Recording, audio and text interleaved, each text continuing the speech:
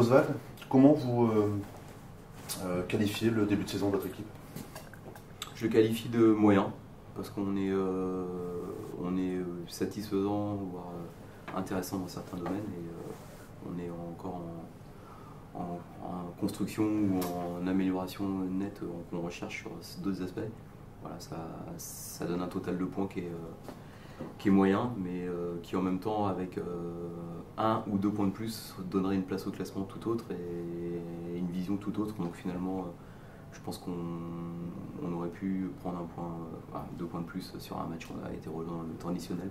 Mais globalement, il faut qu'on améliore nos performances de façon générale pour espérer franchir la vitesse supérieure, que ce soit dans le jeu mais aussi au niveau comptable. Après, on a des choses sur lesquelles on s'appuie dans notre jeu qui sont bonnes, et ça nous permet de pouvoir espérer des lendemains meilleurs assez rapidement, mais c'est vrai qu'on a du travail au niveau offensif notamment. Ouais, c'est ça, on se pose des questions sur votre potentiel offensif. Vous comprenez ces réserves, ces doutes?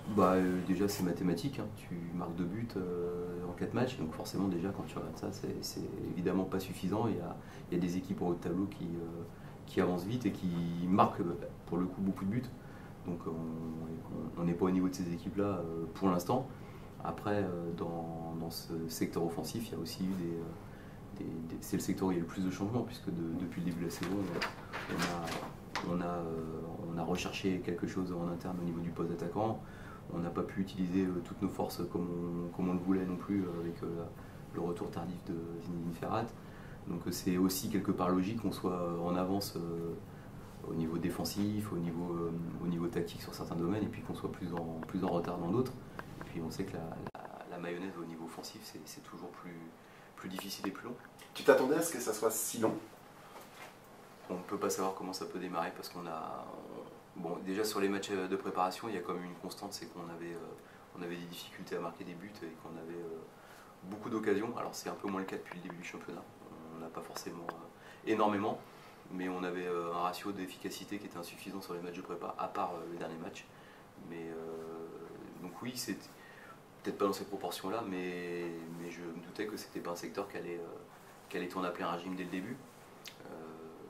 Voilà, mais en même temps, c'est aussi des scénarios de match, et c'est pas non plus uniquement l'animation offensive en tant que telle, c'est l'animation générale qui doit être aussi améliorée, parce que sur la deuxième mi-temps, on peut se rendre compte que nos distances de bloc et notre capacité à défendre en avançant, notre récupération du ballon qui se faisait de façon plus désordonnée, plus basse, ne nous permet pas d'enchaîner, alors qu'en première mi-temps contre Clermont, on a des récupérations qui se font de façon, j'ai envie de dire, qui sont déjà la première phase offensive de notre jeu, parce qu'on peut se permettre de jouer en avançant, d'avoir plus de monde autour du porteur à des distances plus courtes, et on a eu plus de situations en première mi-temps. Je pense qu'en première mi-temps, on doit être devant au score. J'ai revu l'arrêt miraculeux que Janin fait, notamment sur la tête de Bonnet.